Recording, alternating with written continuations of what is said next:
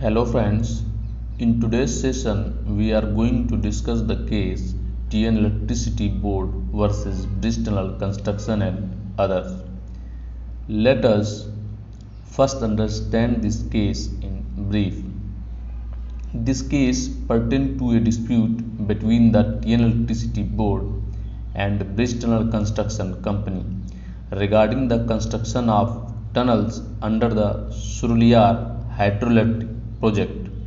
Initially, the approved cost of the project was increased and the electricity board made the required payment.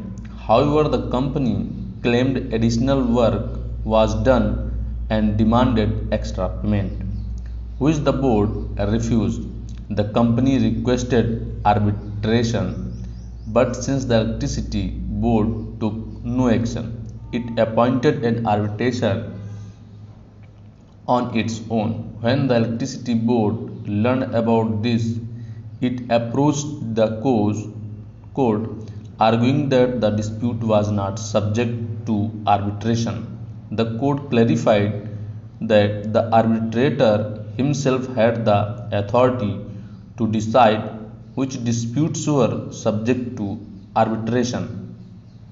Both parties appointed their respective arbitrators, but disagreements arose regarding the validity of claims. To resolve this, a third arbitrator was appointed. Without providing detailed reasoning, the arbitrator reduced the claim amount from rupees 2.10 crore to rupees 70.83 lakhs.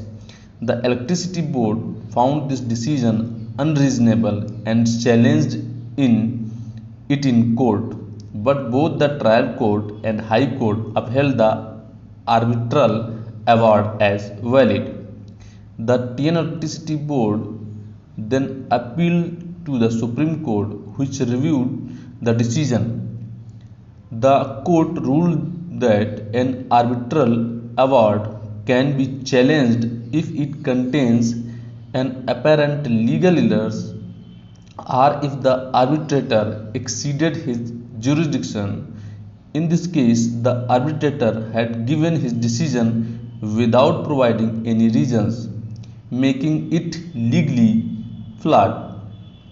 The Supreme Court accepted the appeal and directed that if no dues were pending against Bristol Construction, then its security deposit and bank guarantee should be returned. Now let us study this case in detail. Answer: T.N.Electricity Board Appellant versus Bristol Construction and others. Respondent. Reference 1997 for SCC 121. Subject matter: this case pertains to section 2b, definition of arbitral award, section 14, declaration of an arbitral award, and section 30, review of legal errors in an arbitral award of the repealed Arbitration Act 1940. Facts of the case: Bristol Construction Company, engaged in the construction of bridges and tunnels, entered into a contract with the Tamil Nadu Electricity Board (TNEB) for the construction of tunnels under the Suruliyar Hydroelectric Project. Initially, the project was approved with a cost of rupees 47 lakhs, which was later increased to rupees 69 lakhs on 16 June 1975. Tamil Nadu Electric Board made a total payment of rupees 92 lakhs and the construction work was completed within the stipulated 24-month period by 5/8/1978. However, the company claimed that it had undertaken additional work and demanded extra payment, leading to a dispute between the parties. When Tamil Nadu Electric Board refused to pay the additional amount, the company issued a notice invoking the arbitration clause under paragraph 50 of the contract, requesting the appointment of an arbitrator. However, Tamil Nadu Electric Board failed to act within a reasonable time, leading the company to unilaterally appoint a arbitrator and refer the dispute to him. Upon learning of this, Tamil Nadu Electric Board approached the court arguing that the claimed amount was not arbitrable under the contract terms. The court held that as per section 50 of the Arbitration Act 1940, the arbitrator has the jurisdiction to determine which matters are arbitrable. Both parties could have their disputes resolved by arbitration, and if an arbitrator found a particular matter beyond their jurisdiction, the aggrieved party could still seek relief from the court. Additionally, if an arbitral decision went against a party, the party had the right to challenge it through legal proceeding. Considering this legal position, the court condemned the delay by Tamil Nadu Electric Board in appointing an arbitrator and allowed them to appoint their own arbitrator. Consequently, Tamil Nadu Electric Board appointed its own arbitrator and the matter was referred to both arbitrators. One of the claims involved rock excavation, and some claims were based on rates higher than the contractual rates. Due to this, both arbitrators had differences of opinion regarding the arbitrability of certain claims. As a result, a third arbitrator umpire was appointed who, without providing detailed reasoning, reduced the claim amount from rupees 2.10 crore to just rupees 70.83 lakhs. Dissatisfied with this unreasonable decision, Tamil Nadu Electric Board filed a suit before the subordinate court, but the court upheld the arbitral award and dismissed the suit.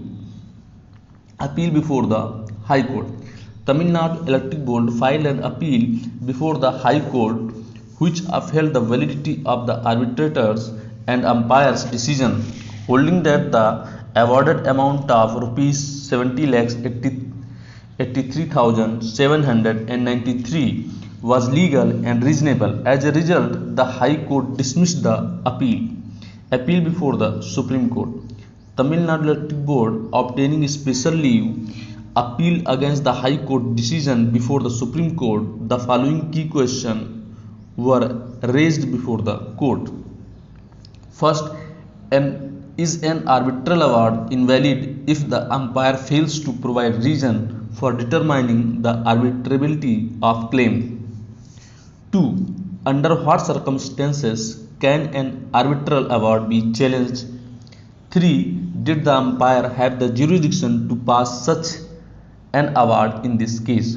The Supreme Court, while deciding the first question, held that if an arbitrator assumes jurisdiction based on court permission or direction, they must provide reasons for their decision. If an award is made merely on assumption, the court can review the arbitrator's jurisdiction. However, beyond this, the court cannot interfere in an unreasonable decision. In this case, the umpire had arbitrarily reduced the claimed amount from rupees 2.10 crores to rupees 70.83 lakhs without any jurisdiction, making the award unacceptable.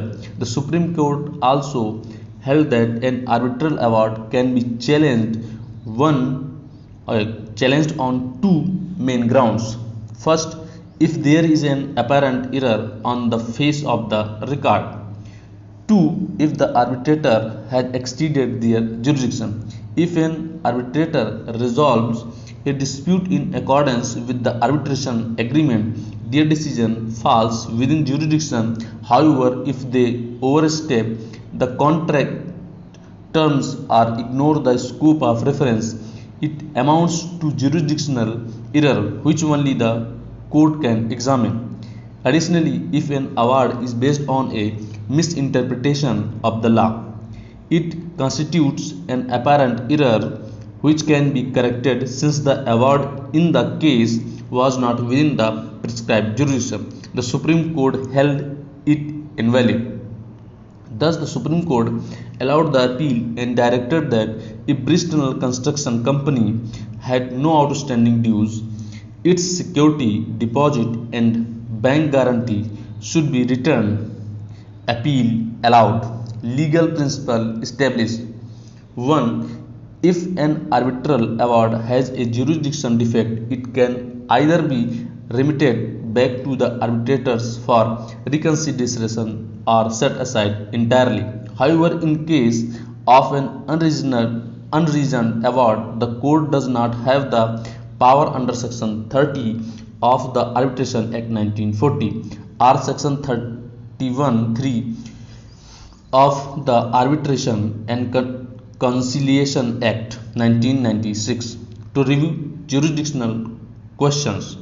2. If an arbitrator makes an award based on court permission or directions, they must record reason for their decision. Failure to do so allows the court to intervene and review the validity of the award. Please watch full video, share and subscribe to the channel. Thank you.